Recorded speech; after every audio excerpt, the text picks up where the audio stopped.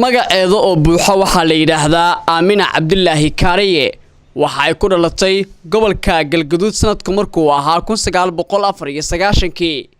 Aamina Cabdullaahi Kaariye waxa ay ku soo qaadatay inta badan waxbarashadeeda asaasiga ah iyo sidoo kale waqtigeeda barbaarinta gudaha wadanka Kenya gaar ahaan magaalada caasimadda ah ee Nairobi kadib Aamina iyo qoyskeeda waxa Aamina nasiib u yeelatay in waxbarashada heerka sare iyo sidoo kale jaamacadda ay ku dhameysato magaalada Muqdisho waa Aamina Cabdullaahi Kaariye waxaan ku dhashay gobolka Galgaduud 1994 waxbarashadeeda dugsiga hoose iyo dhexe waxaan ku soo qaatay wadanka Kenya sare iyo jaamacadii iyo jaamacadda qaar kamid ah waxaan ku qaatay Soomaaliya wadanka Soomaaliya Muqdisho masterkeyga iyo postgraduate kaleetan waxaan ku soo qaatay wadanka Bangladesh waxaan hadda ku suganahay magaalada Muqdisho waxaan ahay hooyo haysta caruur haddana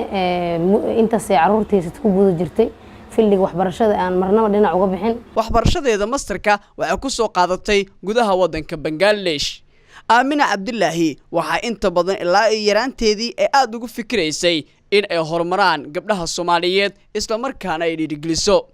waqtigeedii waxbarashada dugsiga sare ee ku soo qaadatay Soomaaliya gaar ahaan magaalada Muqdisho iyo jaamacadda waxay ahayd kuwa qayb ka ah inta badan gabdhaha ku jira ololaha inay ka horumaraan jahliga isla markaana adduunka ay saameyn ay ku yeeshaan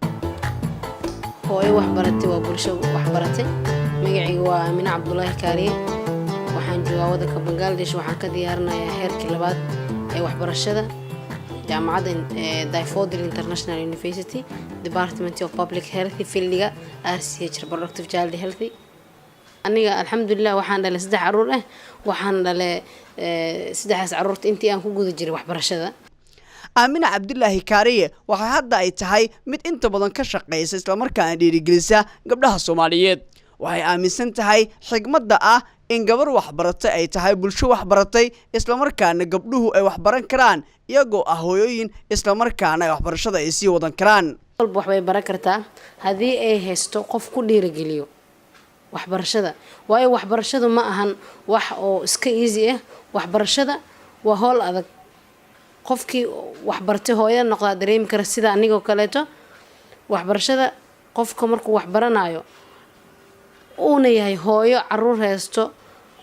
oo guri qofkii la wada sugayo u yahay waa hawl adag hawl oo fudud ma ahan marka waxay u baahan tahay mar walba dhiirigelin iyo iyadoona adkaysi muujiso mar walba laakiin waa laga maarmaan in hooyada ay haysto motivation qof ku dhiirigeliyo dhinac walba dhinaca waxbarashada dhinaca aqoonta dhinaca guriga una dulqaato xilliyada adag uu maro waayo ardayga wuxuu maraa xilliyo adag marka hooyada waa la mid tahay ardaygaas caadiga ee xilliyada adag maraya la mid tahay marka waa in lagu dhiirigeliyaa xilliyadaas adag ee marayso hooyada haysta caruurta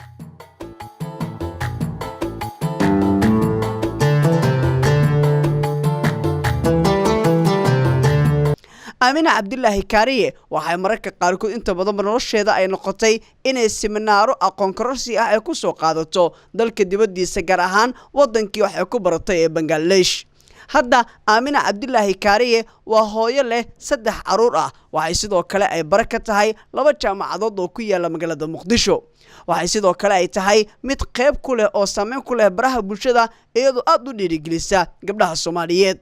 Aamina Cabdullaahi Kaariye waxay wali ay tahay mid ku jirta hankeeda ku aadan inay ka maraliso fikirkeeda ah in dumarku wax ay qabsan karaan waxaana mararka qaarkoodba lagu naanaysaa inay tahay malaaladii Soomaaliya gabadha wadanka Pakistan ee oolaheedu uu yahay inay dadku wax bartaan gaar ahaan gabdhaha Soomaaliyeed toddobaadkana waxay marti ku tahay barnaamijka martida TV-ga ee Muqdisho Cable TV